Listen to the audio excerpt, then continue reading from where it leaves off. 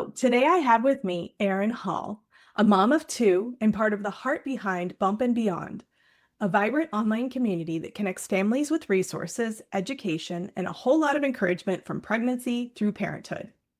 Through Bump and Beyond, Erin helps families feel less alone and more empowered by creating spaces where they can learn, ask questions, and discover support they didn't even know existed. She's passionate about building community, sparking a love of reading in kids, and finding creative ways to make parenting feel a little more fun and a lot less overwhelming.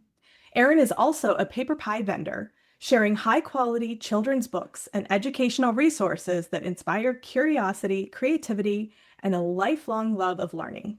Whether she's hosting family friendly events, stocking little free libraries, or cheering on her kids from the sidelines, she radiates the kind of encouragement every parent needs. Today, Erin is here to share her own birth stories, giving us a real and heartfelt glimpse into her journey into motherhood. Erin, welcome and thank you for joining me. Hey, Kelly, thanks for having me on. I am so excited to finally hear your birth stories. It's been a long time coming. We've had little snippets of what happened, but I want to hear it all. Yeah. Well, gosh, I don't know. Where do you want me to start? I feel like the beginning would be good. The beginning. Okay. So I would assume we'd start with Kylie.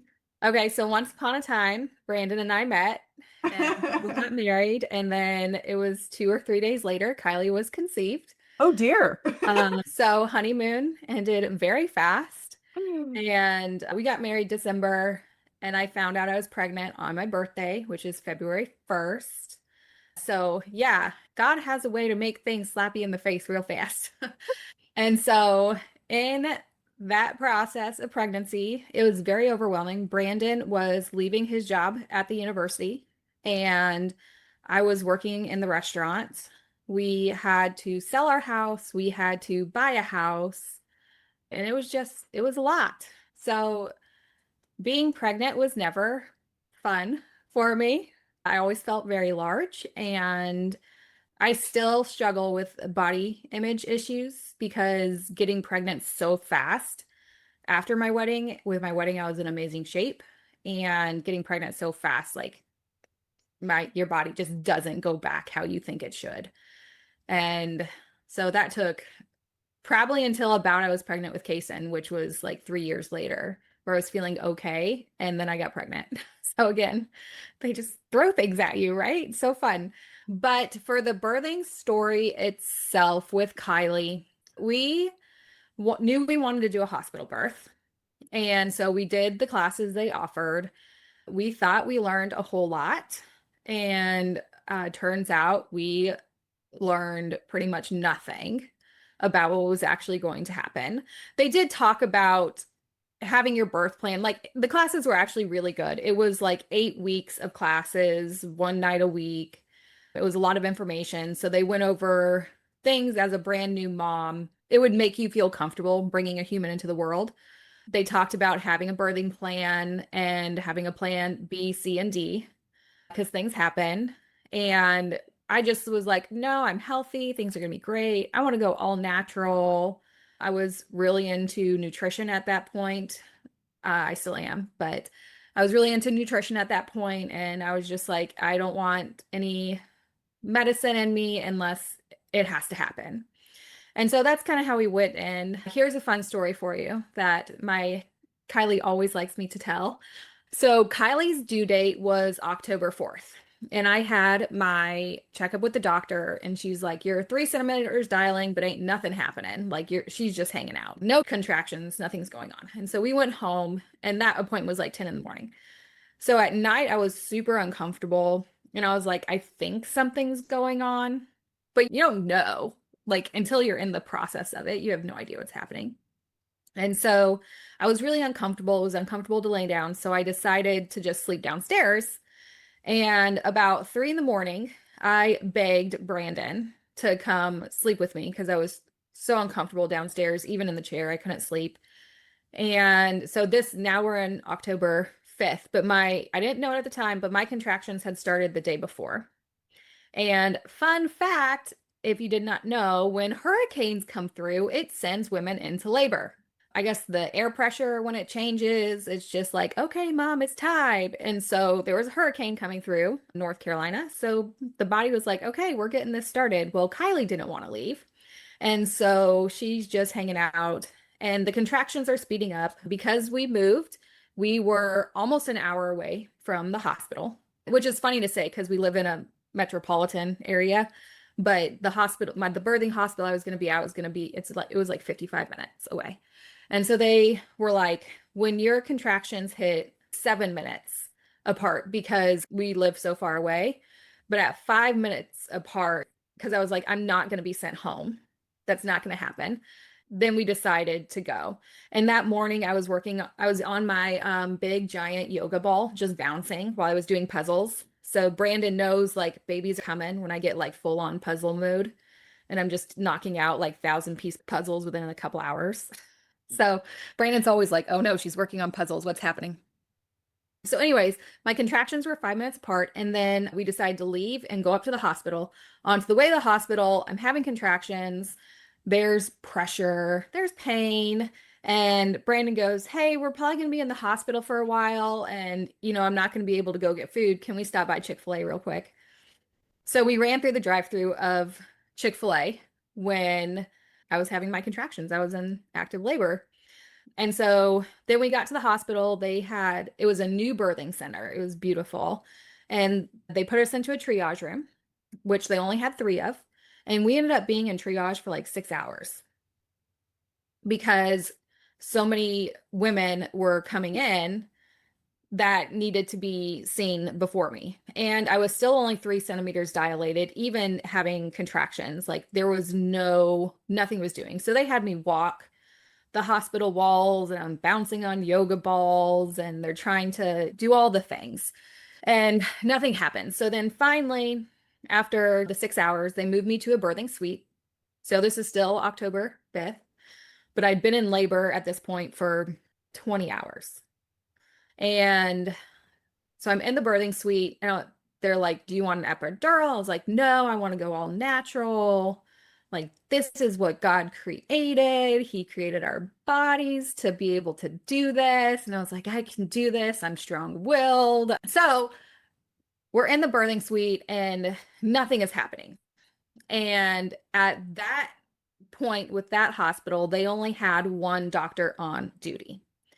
And so because so many women were coming in to give birth, they had to send people away because there weren't any room.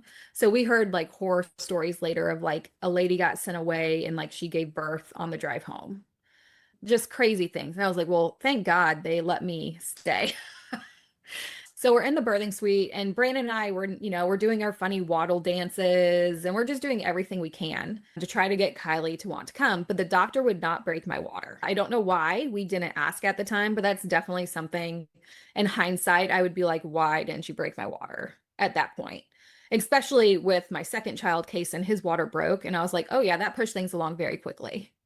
So my water never broke with Kylie, but because I was getting so exhausted because I'd been in active labor for so long, it was probably like 1 or 2 in the morning of the 6th of October. And they finally came in, and I was done. I was exhausted. But at this point, I'm like, my contractions are like 3 minutes apart, 2 minutes apart. So like things are moving, but Kylie's not going anywhere. I'm not dilated anymore to make anything special happen. And so they were like, well, why don't we give you an epidural so at least your body can get a break? And then we'll give you Pitocin to help speed along that labor.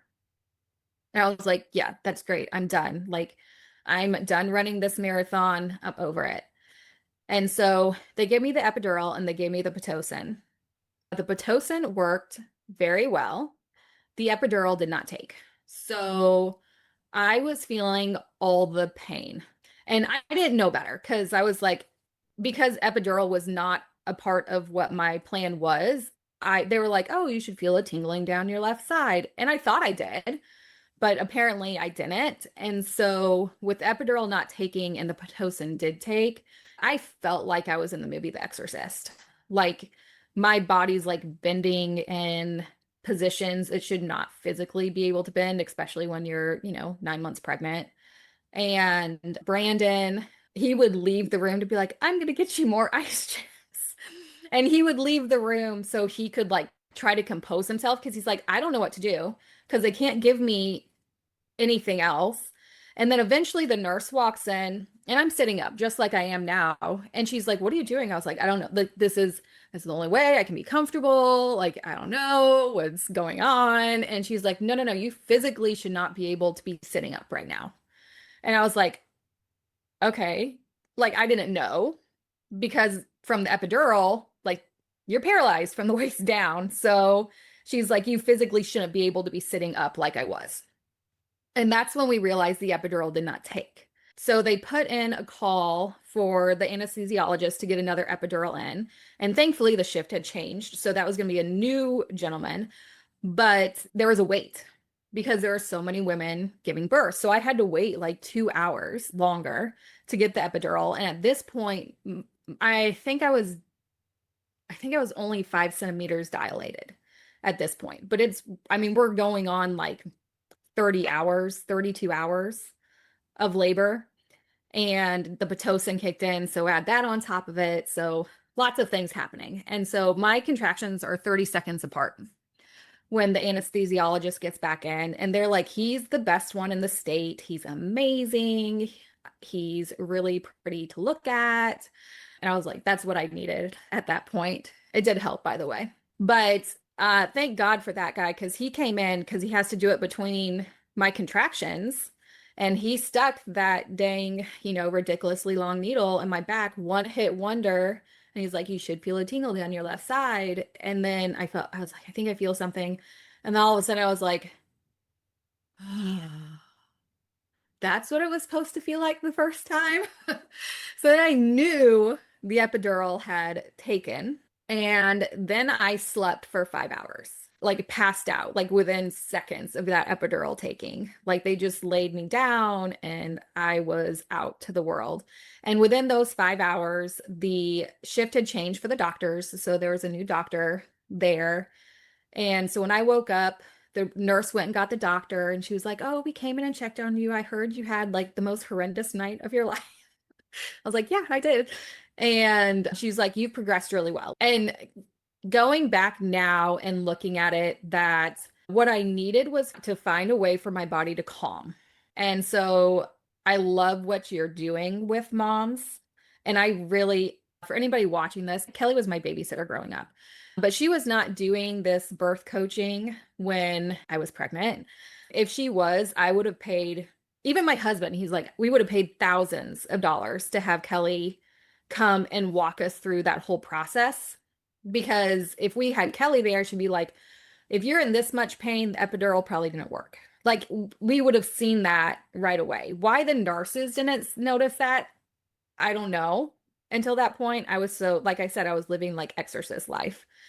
Do you want to pause and talk through any of this? Because you've said a lot of things that were, so I promised, backstory, I promised that we would do some postpartum coaching Yeah. in this episode because, like Erin said, I wasn't there for any of the births. And for the past year that we've been working together since we reconnected after I babysat her when she was little, we've been talking about like, oh, it would have been nice for me to be able to help you through this. So I've heard a couple of things that stand out as like question marks for you. Hmm. I heard you say that your doctor didn't break your water. I Yes. heard you say that was the Pitocin started before or after your epidural? It was the same time. I see. So like they started it while they were putting in the epidural? Yeah, they put it because I was linked up to an IV at that point Mhm. because I was already dehydrated. Got it. And so I don't know if he did the epidural first and then they entered in the Pitocin, but Got it it. was within the same session of them being in the room. Okay. As far as breaking your water, you said were you 3 centimeters when you got to the hospital still? I was 3 when I got to the hospital. When they were giving me the epidural, I think I was at about 5. Okay. So ordinarily, when we break someone's water, we have to make sure that the head needs to be down enough in the pelvis Mhm. that when they break the water, they are relatively sure that the cord won't come down before the baby's head because that would be an Right. emergency. So probably at 3 centimeters, when you're in natural labor, they may not have wanted to do that because I would assume that the baby's head wasn't far enough down. Sure. Yeah, That would that be makes my sense to assumption. me. Yeah. It was just to the point where I don't know if they knew what to do Oh. with me until they realized that the epidural didn't take. Right, but like before the epidural, because that had they broken the water, let's pretend in this other alternate reality, the baby's head was far enough down and you were 3 centimeters. Had they broken the water, it would have gotten really, really fast. And as a Right. first-time mom, that could set you out of control Sure. in pain, right? So I think there were a couple, I mean, there weren't red flags or little orange flags where without enough information, I would say, yeah, probably I wouldn't expect a provider to break your water, knowing that, 3 centimeters and natural labor, and I don't know what station the Right. baby's head is. So those could have been the things that were playing into it. Normally, what we would have you do is like walk the halls, try to get labor going more, all of the things that you said that Right. they did, which doesn't help your pain at all. No. So I guess continuing the story of where I was at. Mhm. So when the new doctor came in, once I had woken up after my 5-hour nap, we had dilated more. Yeah. And at that point, she was like, because you've dilated more, we're going to go ahead and break the water if you're okay with that. And I was Mhm. like, please get this thing out of me. And The baby, the thing being the thing, the thing. your At this daughter. point, it could have been an alien at this point. I didn't care. Sure. It needed to go. So when the doctor broke the water, I mean, it was probably within 20 minutes, the nurse came and checked on me and she's like, don't push. I have to get the doctor. And then it was like one push and Kylie was out. Wow. And Kason was totally the opposite, where Kason, his water broke when we were at home. And so just knowing that, I mean, obviously, I'm not a nurse. I did not go to school for that. I mean, I can't say I would change my story because it's mine and it's Kylie's. But when she broke the water, that's when everything happened. That's what I like is in my brain with the story. So it's like, why couldn't have they just done that sooner? But like you said, I probably wasn't dilated enough. And I don't know what position Kylie was in because I was in so much pain, I wasn't thinking.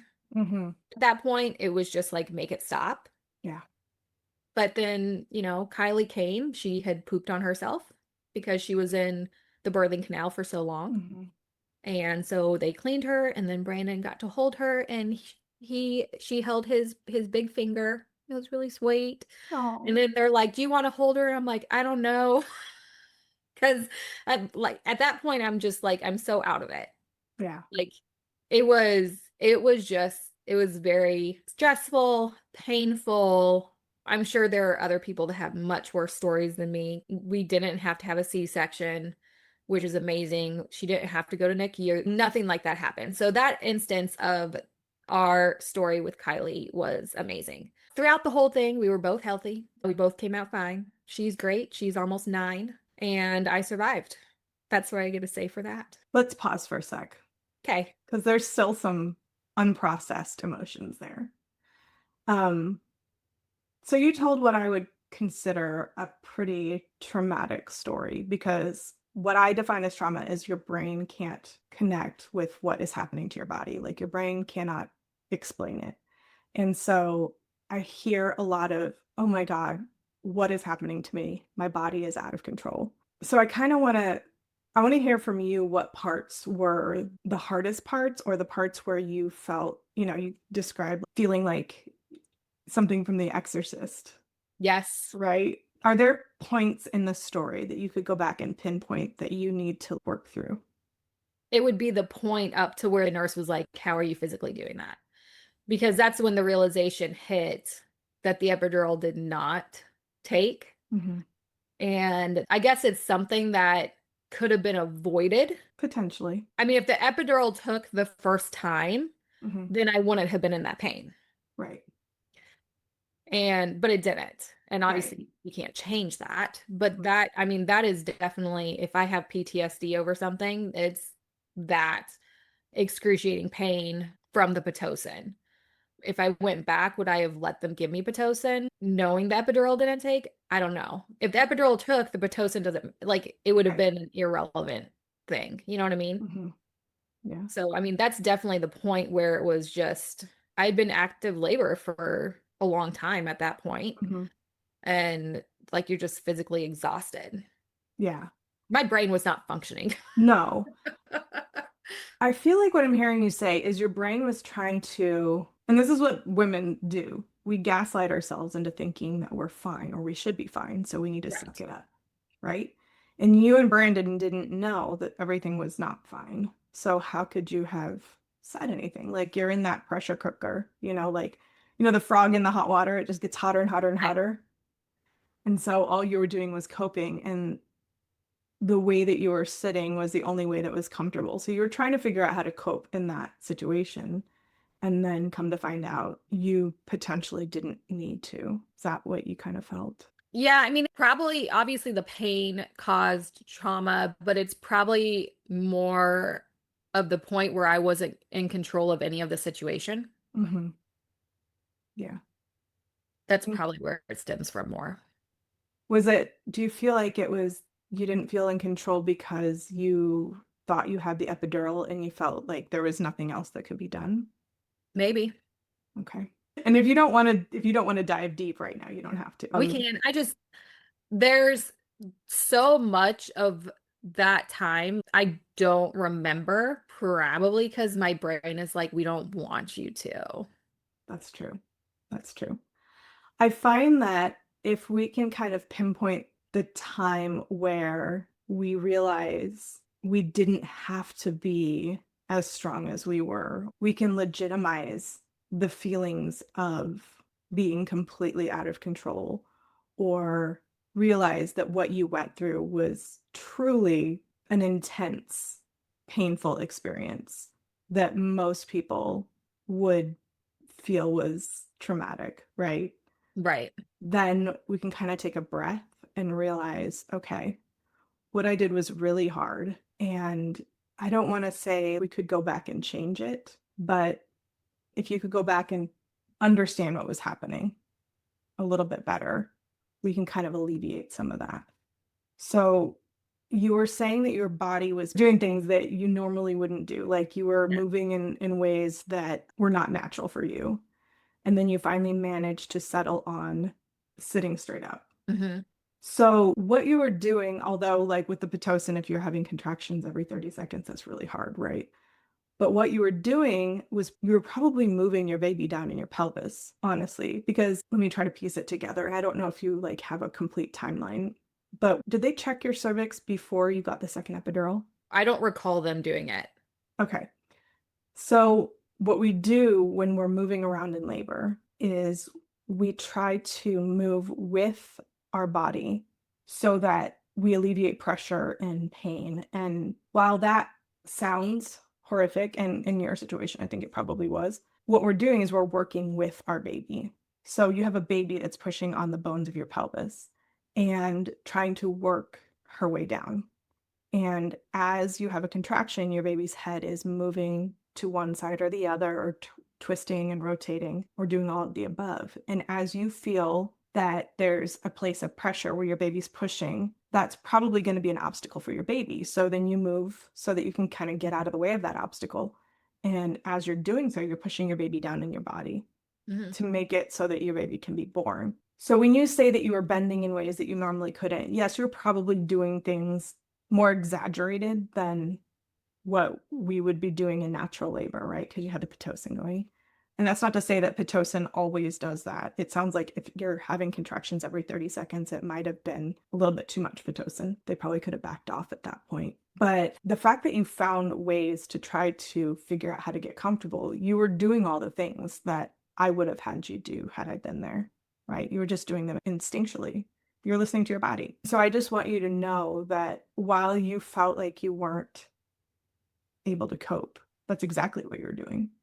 And you You're were making me helping your cry. baby move down, right? And what your husband was doing, what Brandon was doing, was composing himself so that he could be there for you. So you guys were really doing everything you needed to do with the knowledge that you had. And so I just want you to know how great you did, despite feeling completely out of control. You were completely in the moment, using all of your instincts and doing the absolute right thing. And then when somebody came in and validated your feelings and realized that what had happened was your epidural wasn't working, you'd already done all the work. And then you got to take a nap and your baby was ready to come out. So I don't know if it was the relaxation that helped. I mean, that does help. It helps you, relax your muscles. But I think you probably did a lot of that work moving around and trying to get your baby in the right position. Does that feel any better? Yeah. Except you cried. I told you not to make me cry. I'm sorry. I told you I guaranteed I would. Yeah. So when you said that Brandon held Kylie and you weren't sure if you could, what were you feeling at that point? Oh, I joke about it, but it was more, I wanted to hold her. Yeah. So there's probably some jealousy that he got to hold her first Mm-hmm. because they had to clean her, and I did not want to hold a pooping baby Okay. or a baby covered in poop.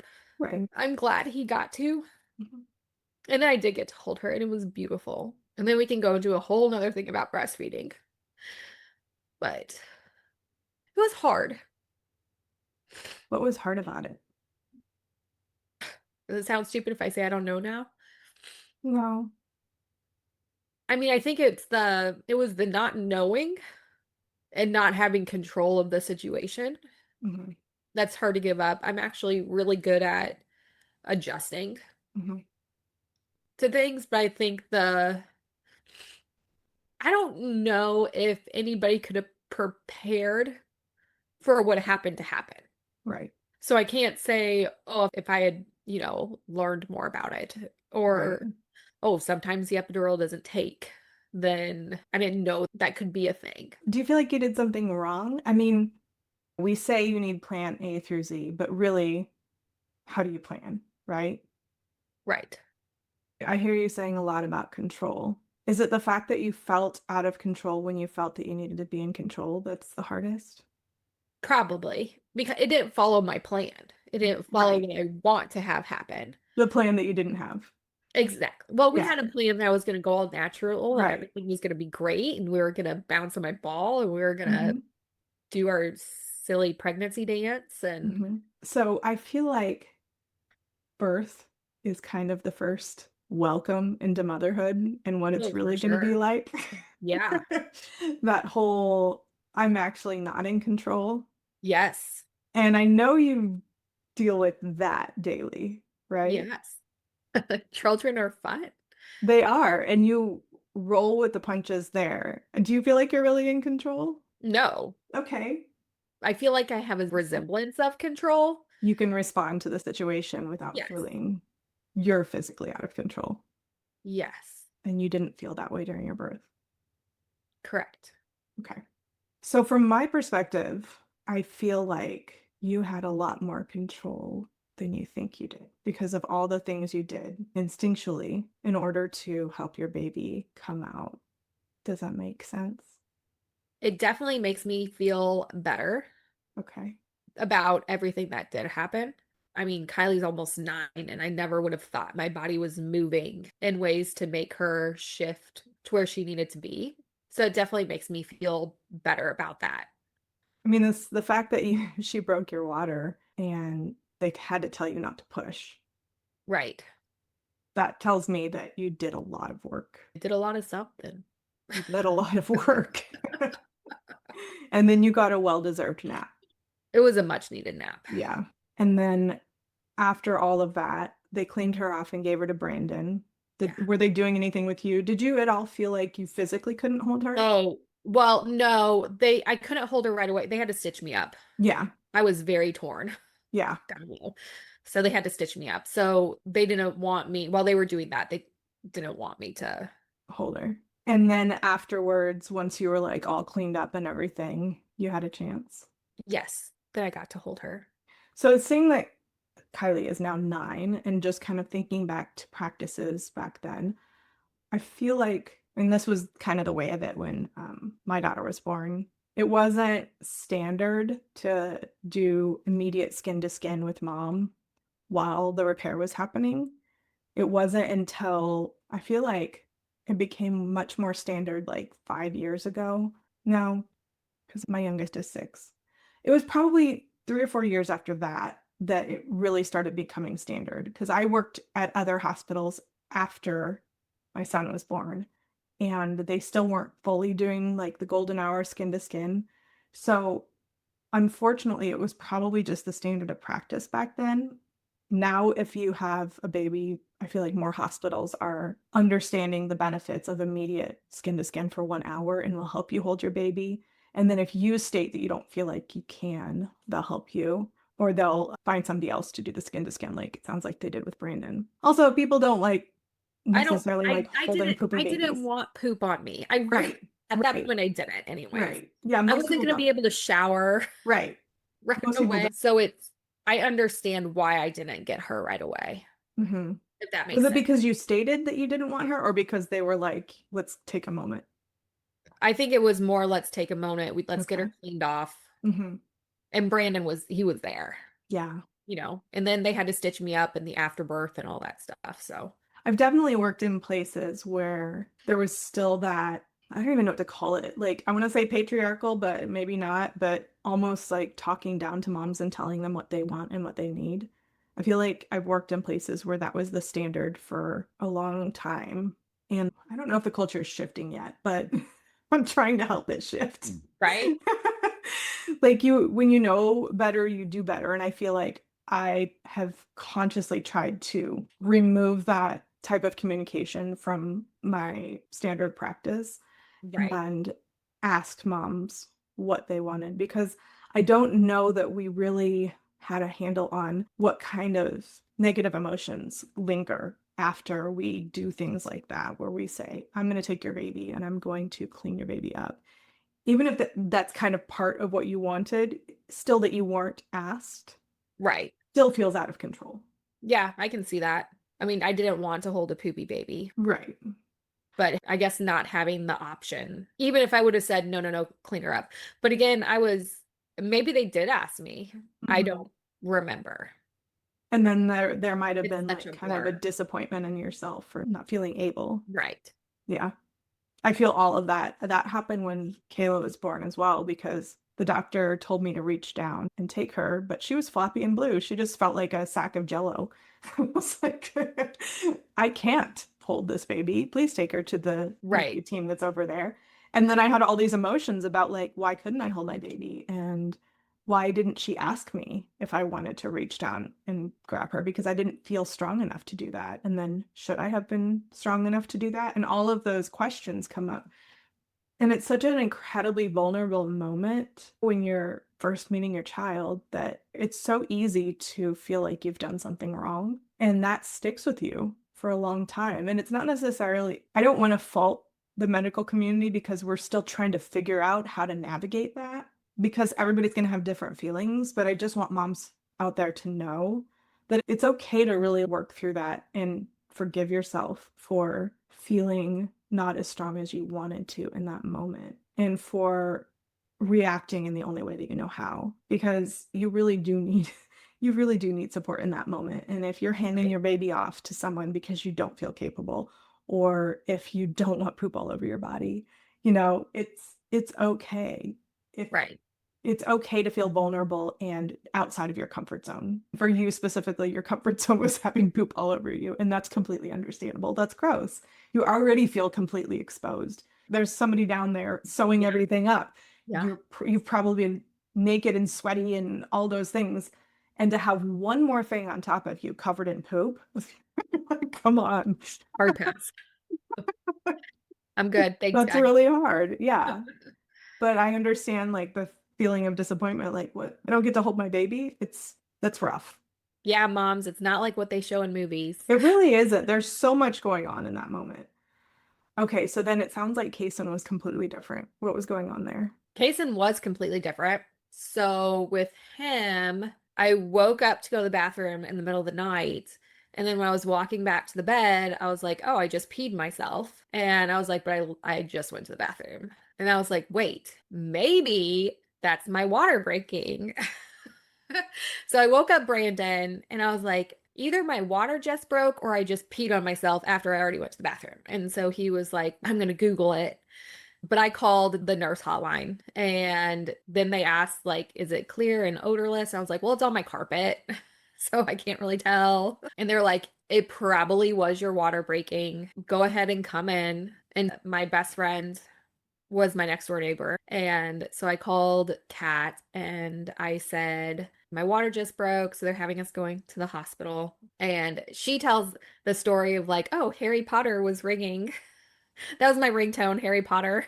So she was like, what is that noise? This is the weirdest dream. And she was like, Erin's in labor. So she woke up real fast and came over. It was like 3 in the morning when she came over because she was there to watch Kylie for us. So we drove to the hospital and it was so different from Kylie because with the water breaking, I felt all that pressure right away. Where before with Kylie, it was just like the squeezing.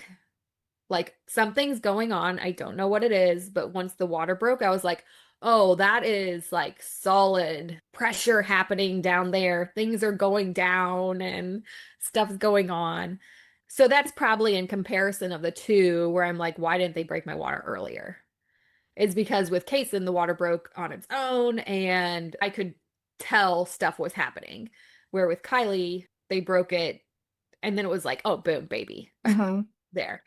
So that's probably where I feel like that disconnect between the woulda, coulda, shoulda, looking back. So with Kason, we got to the hospital and they put us in triage. It was a different hospital than the one with Kylie. This is the crazy thing. Well, there are two crazy parts of Kason's story, but the triage was open. So it was just the sliding curtains between the moms. And it was early March of 2020. So it was March 2nd, the day he was born. At this point, it's 4 in the morning. They're like, hey, we're just going to keep you in triage because there's moms coming in with a lot of breathing problems. Side note, there was a hurricane that was coming through in March of that year also. So it's sending it was probably a tropical storm. It wasn't a hurricane, but it was sending a lot of women into labor and they were having breathing problems. So we didn't know it at the time because they just thought they had the precautions for the flu up. Like you could only have one person in the room. Children were not allowed anywhere upstairs. They had all those things in place for the flu, but turns out it wasn't the flu. It was COVID. So all these women with breathing problems had COVID or just walking by. Oh my gosh. No big deal, but we didn't know. Lockdown didn't happen for 2 more weeks. So looking back, it was like, oh, that could have been a lot worse than what it was. So we were in triage, and because I wasn't at risk for anything, they just let me stay there.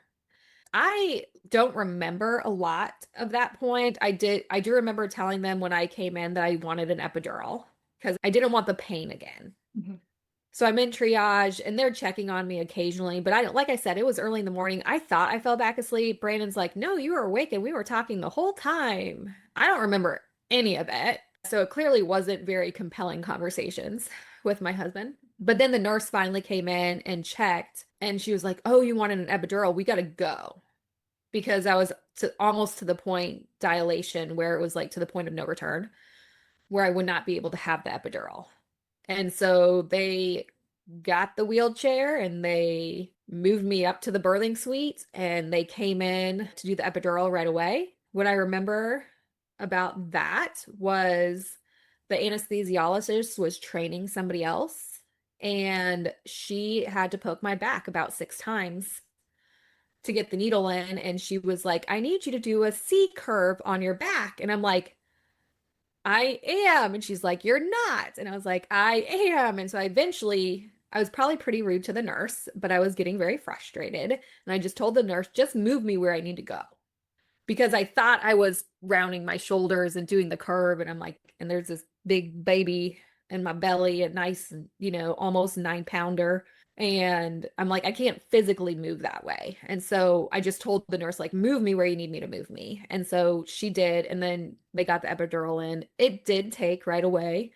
They just had to poke me many times for it. And then once the epidural took, I mean, it was, 2 pushes. I remember the epidural taking, and I remember like laying down and being calm. So I probably was just hanging out watching TV. I don't remember. Like that is gone from me once the epidural took. And then the nurse told me, the doctors the doctor's going to come in because it's about time. And they said he's gorgeous and he has these really, really blue eyes, like this color, like really, really pretty blue. And my husband is like, why do we always have to have the handsome doctors coming? So I do remember when the doctors, you're spread wide open and he's down there and as he's got blue eyes and I was like, you are really pretty. He's Did you like, actually say that to him? yeah, I Ah, did. he was that pretty. Yeah. And the nurse was laughing, but the nurse was like, don't worry, like talking to Brayden, don't worry, husband. He has 6 kids. He's happily married. And so, Just a little and eye then candy to help you out. yes, absolutely. I mean, who knew you just needed an attractive man to Yeah. calm you down? All right, husband, you're the one that did this to me. No. Yeah. Okay. So you got your epidural and then like one push. I don't remember anything Okay. after that. I'm sure there was an hour or something between, but it was like once the epidural took, then it was just very, I didn't feel anything. So it was just Right. happening. And then it was like Kason was like 2 pushes. So I hear you glossing over the hard part. What's going on there? I don't know. I don't, Was there a hard part for that one? with Kason, the hard part was her stabbing my back with the Right. epidural. But That's what I remember. right. Okay. So all I can think is that probably Kason was moving down in your pelvis sooner, which caused your water to break naturally, Right. which caused you to have those real labory contractions, like Right. where they're really doing the thing and you're feeling the Right. pressure. But I also hear you saying that you didn't feel like you're in, I don't want to say you weren't in as much pain, but it wasn't as like out of control. It was definitely not as out of control as Kylie's. Can you like, are you able to kind of go into your body and compare the two? I mean, in comparison, Kylie's was much more traumatic than Kason's. But you were noticing the contractions felt different. You felt immediately that pressure and that moving down in the pelvis. Yes. Did you not feel that with Kylie? No. Because you recognized it when you felt it with Kason. Oh, I don't remember feeling anything like what I felt with Kason. Okay. Because once the epidural took, I didn't like there was I mean, it'd be like I feel this Got happening. it. Got it. You But with felt that with Kason, Kylie? I felt that with Kylie Okay. after the epidural took. Mhm. That's what I felt because I didn't feel anything. Mhm. You just felt the pressure. I just felt like there's something, but it wasn't pain at Okay. that point. And then what was it like with Kason? With Kason, I wouldn't say there was pain, there was a lot of pressure. And I mean, I felt that in the car ride over. And I was Mhm. like, oh, like this is different than Yeah. what happened with Kylie because I never felt that with Kylie. Do you remember what you did feel like where in your body you felt it? The pressure. I Just mean, everything with Kylie. oh, with Kylie, I mean, I guess like I don't know if I can find, I mean, I guess it would have been in my lower back, maybe. There's a Mm. lot of pain. I just remember there was so much pain. Yeah. But before they had given me the Pitocin, it was my lower back Uh-huh. that was hurting a lot. Mm-hmm. Other than that, it was just like, And then it was out of control with the yeah, Pitocin. So lower back pain usually indicates that the baby is what we call OP, which is basically sunny side up. Do you remember how she came out? she was head first. Right, but like, was her face up towards the Oh, I don't, ceiling or I, down, or did they tell you? I don't know if they even told me. Yeah. I don't know. That is a really awkward way for your baby to come out because you want your baby to be facing the floor. If you're, which I don't recommend, don't lay on your back to try to have a baby, don't stay on your back. However, if you're on your back and your baby is facing down, and usually your baby is either one side or the other, but like facing down, not straight through. You don't want a baby going straight through your pelvis because there's not enough room. Your pelvis is like this, right? So you want your baby to kind of go that way or that way. The most common position is like your left side anterior, like up, but facing down. That way usually helps your baby get through the pelvis a little bit better. It sounds like Kylie was just face up. And so that would explain why you had to do so much maneuvering and it was so uncomfortable because she probably wasn't really in your pelvis until you were able to like sit up and get comfortable. Right. And then your you had your epidural, and then did they move you at all after your epidural? I don't recall. Okay. So I would imagine that that's what the pain came from versus with Kason, he was probably in position, your water broke, and he started just kind of, hey, buddy, moving through your pelvis. Good job, by the way. Here's Congratulations. Mommy, I figured out something. Oh, can you tell me real fast? So do you knew, he's still alive in the next scene, but he's a ghost. Oh my goodness, that's crazy. Have your kids watched K-pop Demon Hunters Oh, yet? yes. How many hundreds of times? Yeah. Yes. So he was talking about Genu. Oh, Then to a ghost. He's a ghost now. yeah. Okay. So Love that. it has a very good message. I've seen bits and pieces of it, and I'm like, I don't understand. So maybe I should sit and watch it. Yeah. The first time I was like, I don't know about this. Because I was at the scene when like the boy band first shows up, and I'm like, Feels very negative. But it's a cute movie. Yeah. Yeah. So back to Kason, I think the difference is probably just the position that your babies were in. Yeah. And also first time mom versus second time mom. So your body not knowing what to do with your first, and probably because of the back labor you're experiencing, she was probably facing up, not the optimal position, because when babies are facing up, the pressure is on the back side of your pelvis, which is why you feel like it's the back of her head, the hardest part of her head on the back of your pelvis, the hardest part of the pelvis, where really she needs to be turned the other way so that she can get down, because the back part of your pelvis is up here and then the front part of your pelvis is down here. So then there's like a little bit more space for them to maneuver down and it's less pressure. And then like they're in the optimal position to come out of your pelvis. So I think all of the work you did was to try to move her into a different position or move her through your pelvis while still in that position. Either way, that's incredibly hard. And then Kason came down the way your body was made for him to come down. Right. Mom, yeah, I'm your second child. I'm just gonna make this so easy on you. Right. Yeah. So, and then did you get to hold him right away? I think so. I don't remember. Like, I don't know. It was all just a big blur. I do. Braden's like, no, you were awake the whole time. I'm like, I don't think I was. I don't remember. Because you're focusing. You were just like in the zone. Maybe.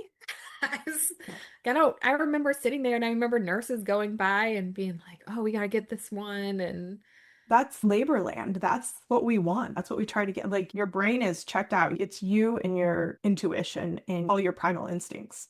The rest of your logical brain is checked out. Whereas with Kylie, it sounds like your logical brain was there the whole time trying to go, what the hell is happening? Probably. Yeah, that's hard. There's this, I don't remember what the actual quote is, and I'm probably going to misquote this, but there's this story that women go into outer space to like bring their baby back down. And I feel like that's what you're supposed to do. You're supposed to completely leave your body and go bring this soul into the world in order to make that happen. And it sounds like it was really hard for you to do with Kylie because your body wasn't doing what you expected it to do and you felt like you had to control it. And with Kason, your body was doing what you expected it to do and you just naturally checked out. And I feel like both times you were doing what you're supposed to do. Yeah. That makes sense. It definitely makes me feel better because I'm like, I don't remember that. I don't remember. And it's like, why don't I remember these moments? Your brain was offline. My brain didn't need me to think. Right. At that point, it just needed me to do. Right. And that's why we try not to interrupt women in labor, because to check back into that thinking part of your brain brings you right back to like the pain and what's happening and imagining like what's going on in your body. And that's scary. Right. So I feel like you did all of the things that you needed to do in both labors. And once you finally were able to go into outer space and get your baby for both. And go visit the stork. Right. Yeah. Because with the epidural, you're able to get your nap and like check out. Right. And with Kason, the epidural was the part that made you come back to life. Yeah. They're both amazing though. Well, you were a rock star for both. It's amazing. Thanks, Kelly. I do think that, for anybody that watches this, obviously well, not obviously, they don't know me, but you know me.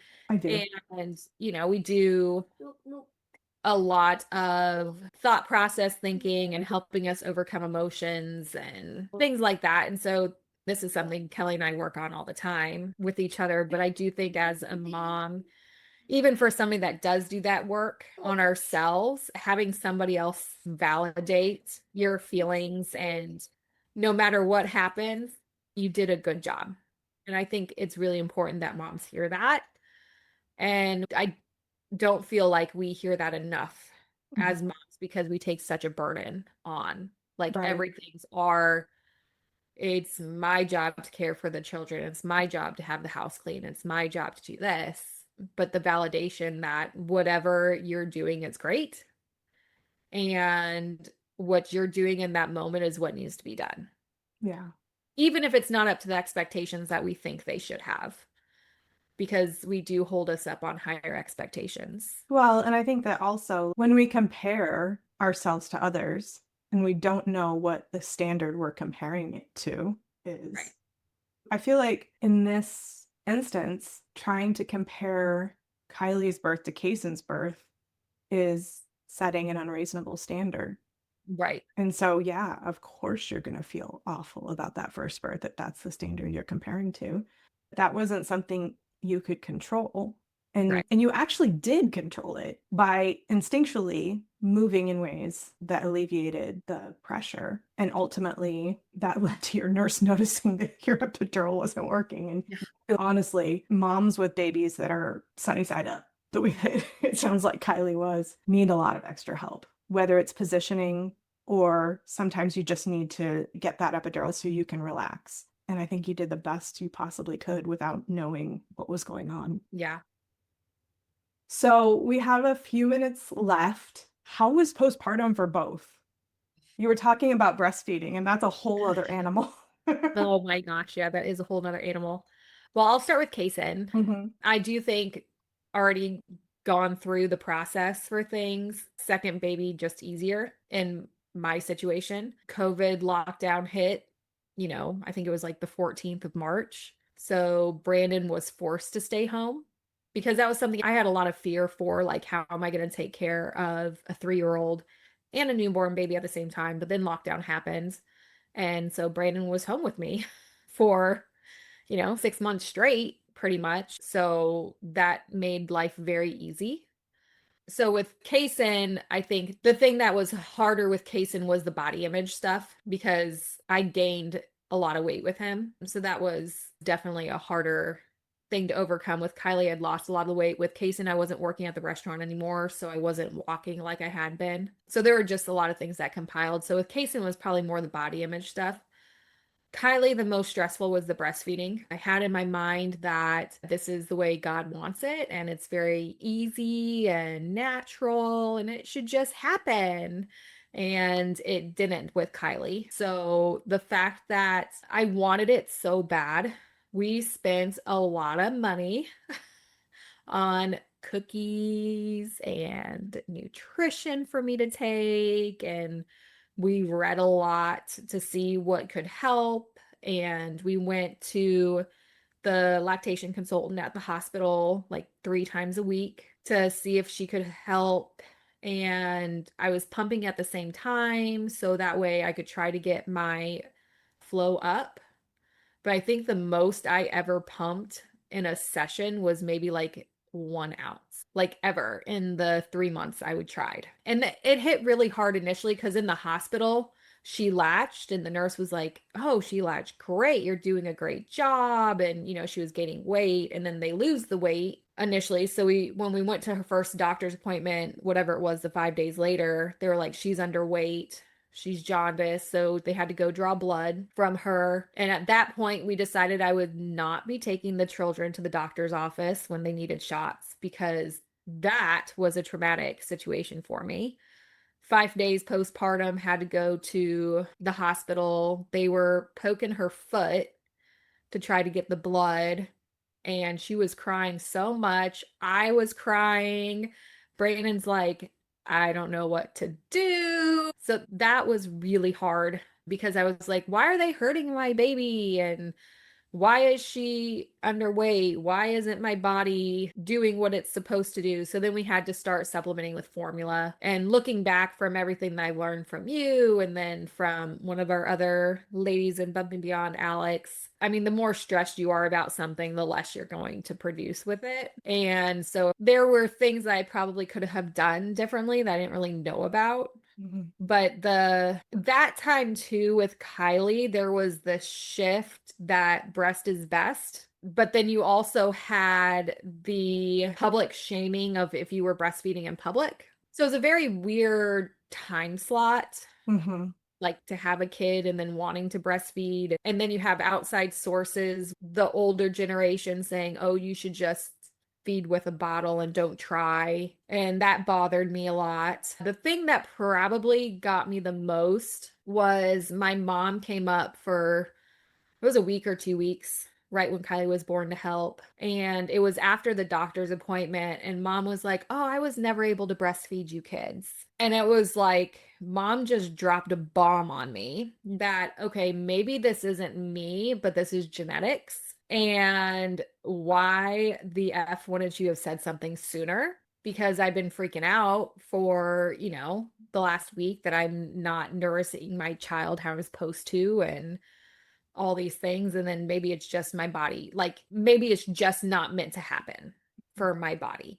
Because before I didn't see that as an option. Like, no, God intended moms to produce food for their baby. And so I was going to do everything in my gosh darn power to figure out how to make that work. Yeah. And so at that point, I actually started a group on Facebook of like my friends that I had known that had kids, and very similar to what Bump and Beyond is now, where it's like, if you have questions, if you're seeking help for something, don't feel like you're lost in the wind. Somebody has been through it before you, and you can find help if you ask. But yeah, breastfeeding was very, very, very hard.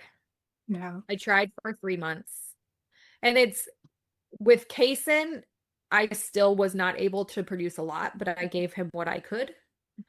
But I went at it at a very different mindset of I'm going to do my best with what I can do. And that is perfect. Right. And that's the mindset we all need. Yes.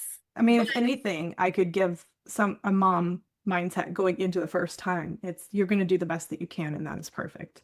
Yes. And so with Kason, I was like, okay, I'm good. We're done. And I think for him, it was like a month that I tried. But with Kylie, she was either strapped to my boob trying to feed her, or I had the pumps in. And we spent, doing the research on the breast pumps. Like I got the Spectra or whatever it was from the insurance company. But then, okay, maybe we get new flanges that fit my boobs better. And maybe if we get the Hoka, that's just like, it just squeezes it out based off of suction or so. I was like, oh, they have this new one that like, I don't know, like we spent so much money and time. I spent so much time on that to try to get it because I thought it was what was supposed to happen. And like I said, in the hospital, they were very adamant about you should keep trying to breastfeed. You should keep trying to do this. But then it got to the point, especially with me having to go back to work, I was like, it's not working. I'm not going to be in the restaurant and pump for every 2 hours. I have to leave my tables to go pump for 20 minutes each side. Yeah. And so when I went back to work, I think I did it for like a week and I was like, I'm out.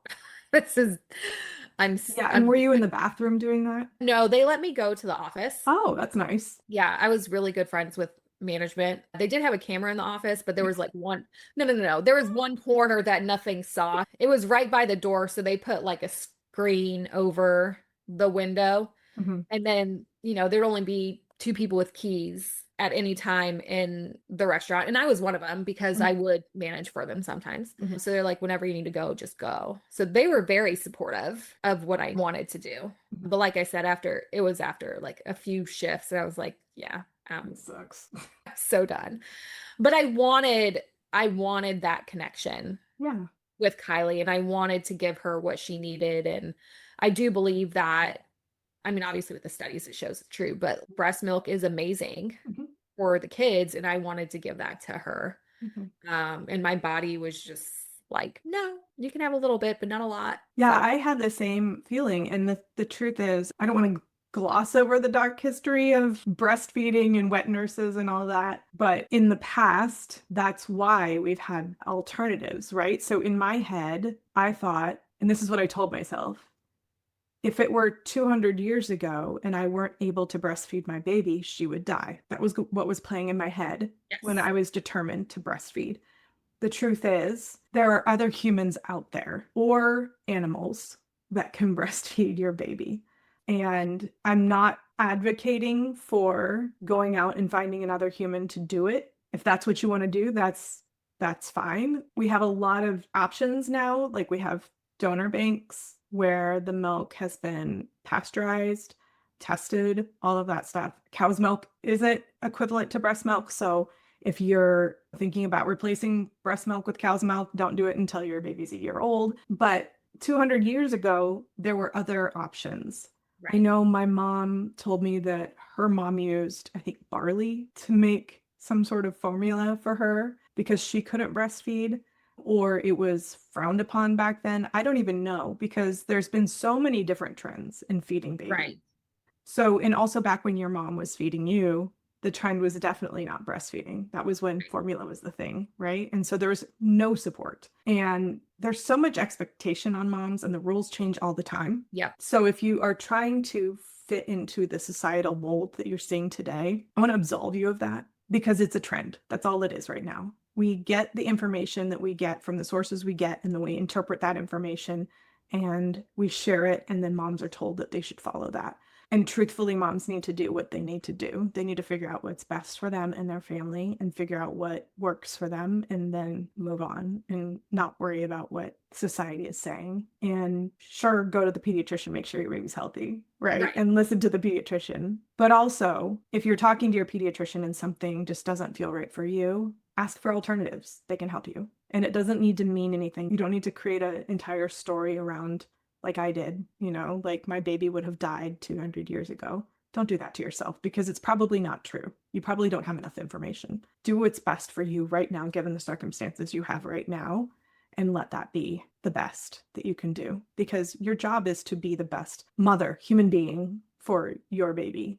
And it doesn't just mean you give them the perfect food. It doesn't just mean that you have the perfect delivery. You do the best you can in the moment and you move on. And you know that the decision that you made, the resources that you had at that moment, the emotional energy that you had in that moment, the physical energy you had in that moment, that you did the best thing that you could in that moment for you and your baby.